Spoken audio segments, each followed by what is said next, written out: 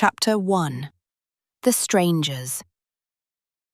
The city of New York had always been a haven for the broken-hearted.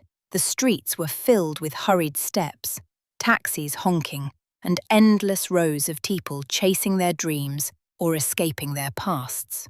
Olivia Miller was, in many ways, just another face in the crowd. She was a librarian, the quiet type, the kind who cherished the solace of the written word over the chaos of the world outside. Every morning, she walked the same cobblestone streets to work, past the same coffee shop, past the same street musician who played her favourite song, and down the same narrow alley that led to the heart of the library.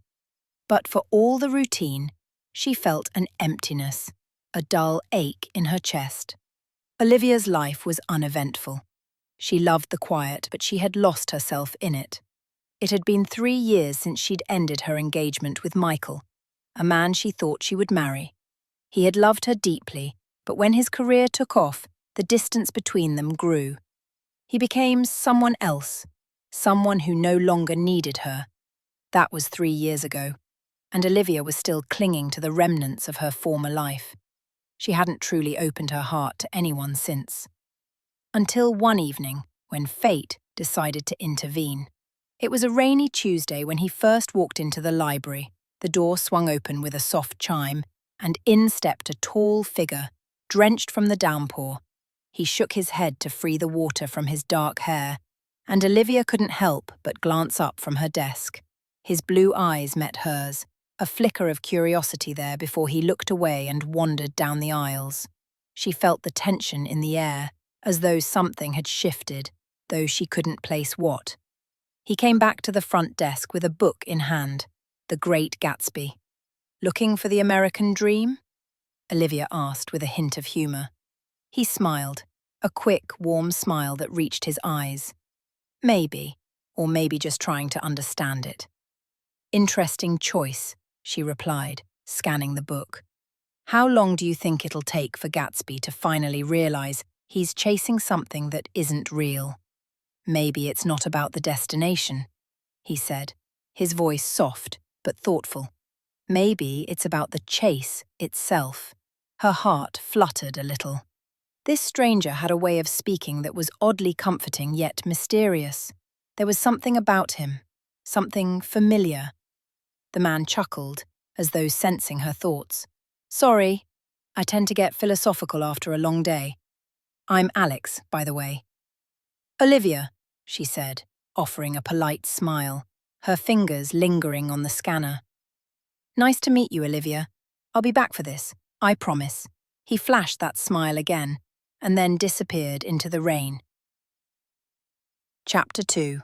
Unlikely Meetings. The days passed, and Olivia couldn't shake the memory of Alex's smile. She found herself looking up every time the door chimed, half expecting him to walk in again, but he didn't. Till 2 weeks later, when the rain returned, and so did he. "I've been thinking about Gatsby," Alex said, standing at the counter, drenched once more. Olivia raised an eyebrow. "You came back for a second round of philosophy?" "I think it's more than that. I've been thinking about what you said. Maybe it's not about the destination. Maybe I've been chasing the wrong things in life." There was something in his tone, something vulnerable. Olivia couldn't help but feel a little protective of him, though they had barely exchanged more than a few words. She realised she wanted to know more about him, wanted to hear his story. "I don't know much about the chase," she admitted, "but I know that sometimes we chase things because we think we're supposed to." "Supposed to?"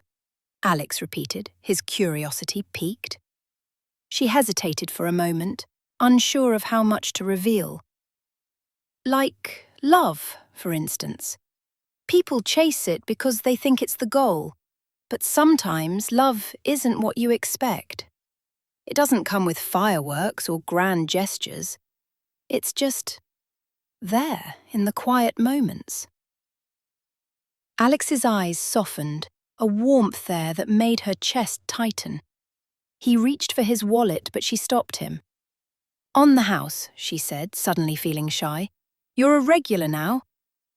He smiled, taking the book from the counter. "Thank you, Olivia. I'll be back to finish the conversation when I'm ready."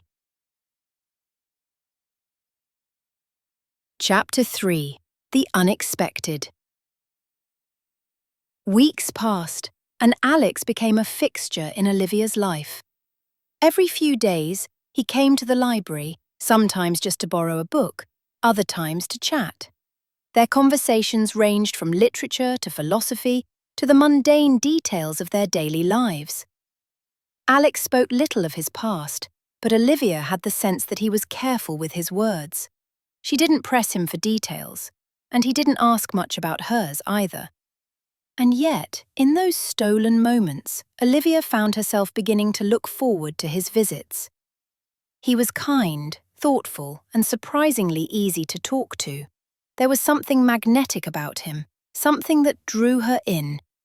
It wasn't love, not yet anyway, but it was something she hadn't felt in years: connection. One evening, as the library was closing, Olivia found herself lingering behind the counter, thinking of Alex.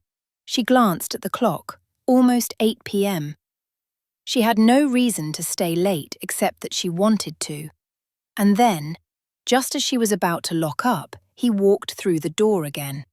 "Thought I'd catch you before you left," Alex said, holding up a book. Her heart skipped a beat.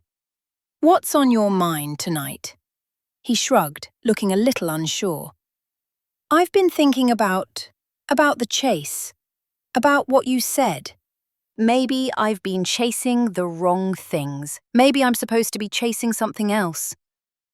Olivia's breath caught in her throat. For a moment there was silence, filled only by the faint hum of the overhead lights. "Alex," she began, her voice soft. What if you don't have to chase anything?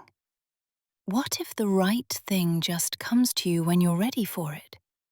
His gaze softened, and he stepped closer, his presence filling the space between them.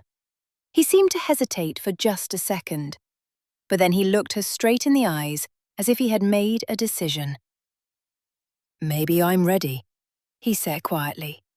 And in that moment, Olivia realized that she wasn't just talking about books or philosophies.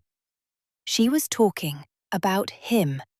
She was talking about them. Chapter 4. Stars Align. The days after that moment felt like a dream. Alex and Olivia began spending more time together outside the library. Long walks through Central Park, late-night dinners at hole-in-the-wall restaurants, and quiet evenings in her apartment, where they would talk for hours about everything and nothing at all. One evening, as they sat on her small balcony watching the sunset, Alex turned to her with a serious look on his face. "Olivia," he said softly, "I've been afraid of this. Afraid of how easy it's been with you, how quickly I've come to care for you." Olivia smiled, her heart swelling at his words. "You don't have to be afraid. I'm not going anywhere." He reached for her hand, his touch warm. "I know, but I'm afraid of messing it up. I've always been afraid of love. I've seen it go wrong so many times, and I've never really let myself feel it." Olivia's eyes softened, understanding. She too had built walls around her heart, afraid of getting hurt again. But with Alex, those walls were starting to crumble. "You don't have to be perfect, Alex," she whispered. "You don't have to have all the answers. We just need to be here, together." He leaned in, his lips brushing her forehead in a gentle kiss. It was a moment of pure, unspoken understanding. Two people who had been lost, now finding their way back to each other. As the stars began to twinkle above, Olivia realized that maybe, just maybe, love wasn't something to chase after all. Sometimes, it was something that found you when you least expected it. when the time was right, and when you were ready to let go of the fear. The end. Thanks for listening, and good luck on your next endeavour.